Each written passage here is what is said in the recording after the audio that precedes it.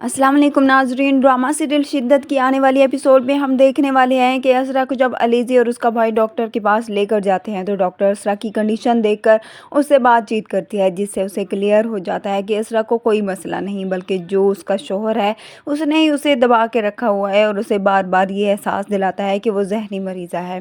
Doctor ये बात उसके भाई को बताती है, जिसे सुनकर अलीज़ी और सरवर हैरान रह जाते हैं। शक तो उन्हें पहले भी था कि ज़रूर कुछ ऐसा है, लेकिन अब डॉक्टर के सुनने के बाद उन्हें यकीन हो जाता है कि सुल्तान ही इस सब का जिम्मेदार है।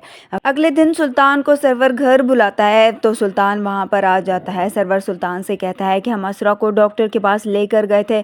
सुल्तान घबरा जाता है कि डॉक्टर ने क्या कहा। तभी अलीज़ा सुल्तान से कहती है कि डॉक्टर ने कहा है इलाज की ज़रूरत असरा को नहीं बल्कि तुम्हें है।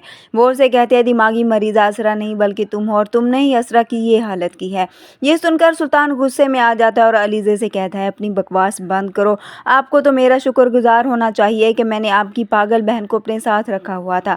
ये सुनकर असरा का भाई उससे कहता है कि तुम चले जाओ यहाँ से, मैं अपनी बहन को अपने पास रखूंगा। असरा दरवाजे पर खड़ी सब सुन रही होती है। सुल्तान जाकर असरा का हाथ पकड़ लेता है और ज़बरदस्ती उसे अपने साथ ले जाने की कोशिश करता है। सुल्तान से यह बात बर्दाश्त नहीं होती कि असरा उसको रिजेक्ट कर रही है।